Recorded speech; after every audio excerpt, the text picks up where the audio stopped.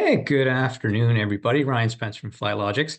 Thanks for joining the webinar today, and we're going to talk a little bit about Expert Pro and what you can expect inside Expert Pro on October 11th related to the FINTRAC requirements coming out. So I won't chat about FINTRAC in general. I think there's lots of courses out there, and people are hopefully pretty aware of what the goal is. So this is a focus on what buttons exist in Expert Pro, where to find them, kind of what to do with them. So there's really three big things we think about in the FINTRAC world, right? One is knowing who your client is, being able to identify that, yes, it's Ryan Spence in front of you.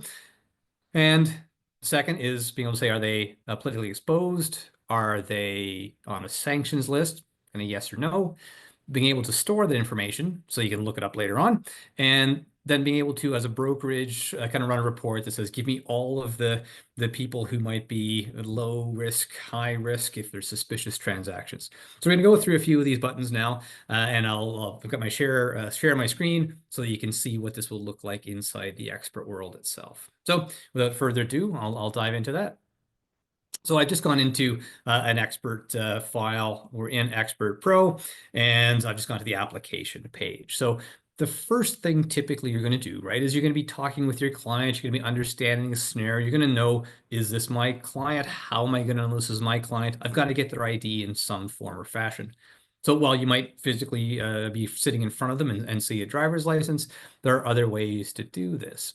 So typically we're going to start with saying, how do I get that ID verification? How do I get that politically exposed or sanctions list? So in the Expert Pro world, I'll go to the application and go to direct to lender, and I'll go to the credit bureau page.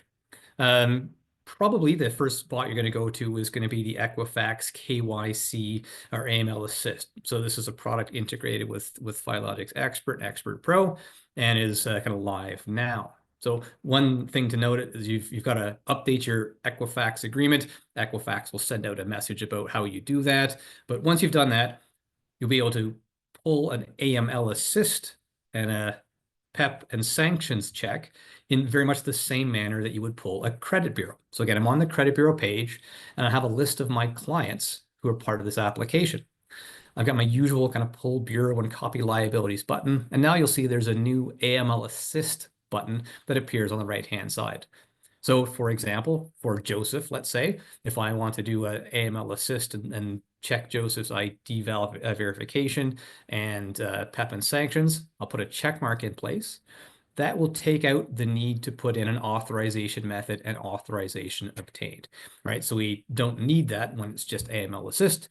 You'll click the request button, and the request will go off to Equifax, and they'll start processing. Now, there may be a little bit of a delay as they process, right? So give a little bit of patience as the machines talk to machines and do their thing. But ultimately, as you get the response back, you'll see a new section on that credit bureau page that says historical additional reports. And these are going to be the returns from Equifax looking at ID verification and PEP and sanctions. So you would simply preview that look. So I won't actually click the request button right now. I'm just going to go into an existing one. And we're going to say, hey, I've got a client, and here's the results I'm getting back. So in this case, I've got a KYC or a know your client, and I've got yes, and it's in green. So green is good, and in this case, yes is good. So it tells me that with a single source style, I've validated my client's ID. So thumbs up, that is good. The second part of this document is going to be your PEP screening and sanctions screening. Again, green is good. In this case, we see no in both sections. And this means I am not a politically exposed person. I don't appear on sanctions. So again, good news.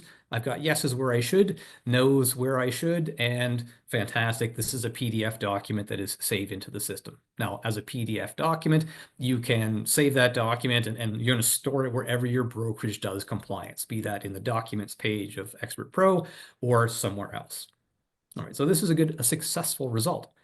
Now, it's possible, of course, that maybe your clients are new to Canada. Maybe they don't have enough information in the Equifax world to be able to do that single source validation or a dual source validation. So here you can see, I've got the no on both cases. So in this case, just means Equifax couldn't validate the identification through the services they had. They may still be able to do the PEP and sanctions list, but in this case, I don't have the ability to say I've validated the ID. Now, again, maybe I'm new to Canada, maybe I'm working remotely. So in the expert world, you're going to see that in the identification section of the application, it's going to go back to the application itself. And in the identification section of the file, you're going to see a link that says Verifast. So in the Verifast world, this is another solution that offers you ability to do ID verification for your clients. So I just let me scroll down the page to my uh,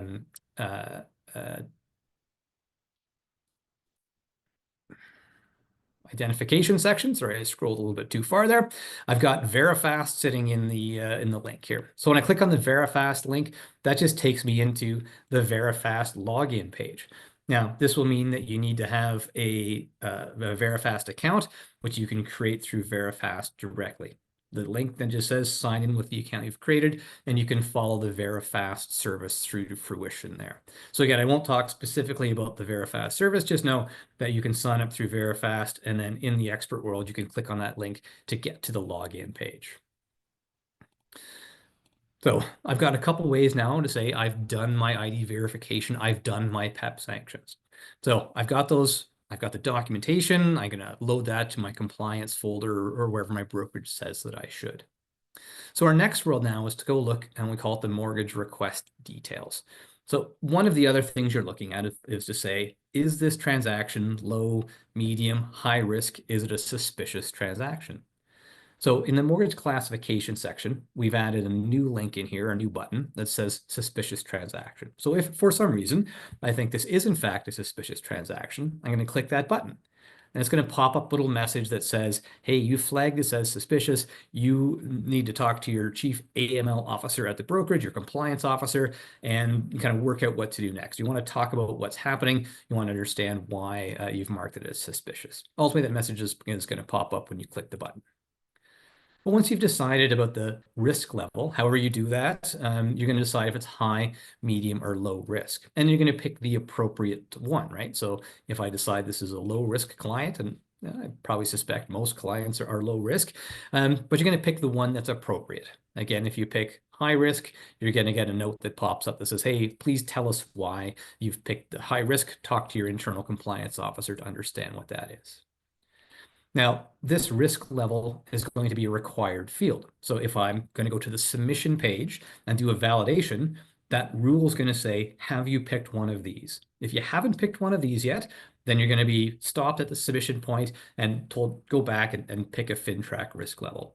So while you're in this page, while you're working through the application, I would say make sure you check it here so that when you get to the submission phase, you don't have to go back and clean it up again.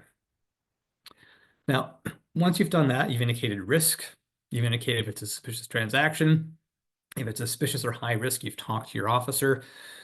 The next thing that you're thinking about really is, okay, if I've validated my ID and I've done these things, I'm going to proceed on with the transaction, right?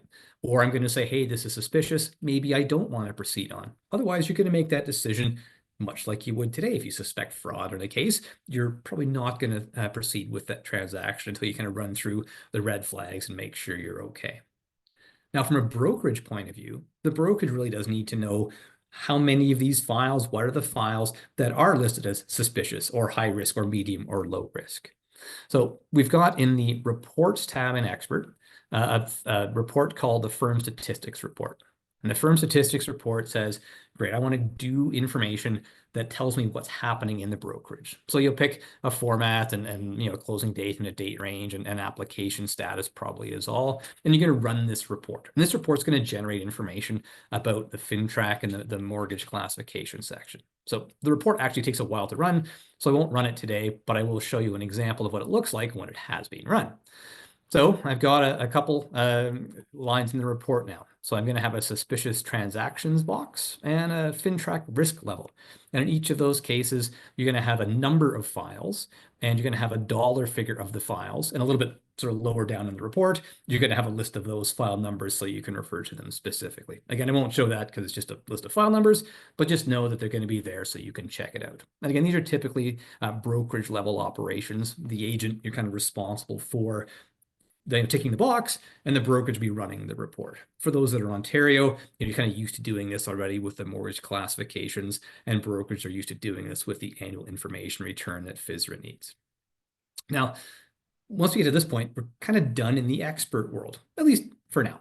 We understand that there's going to be change, there's going to be behavior, there's going to be learning as an industry, as a brokerage, as an individual agent, and that's going to drive a little bit of what our product does in the next little while. So this is a starting point that says, great, you can do these things now, you can meet your requirements, and over time we'll refine a little bit more. And as the industry learns and we get more experience, we'll know what else we want to build into here.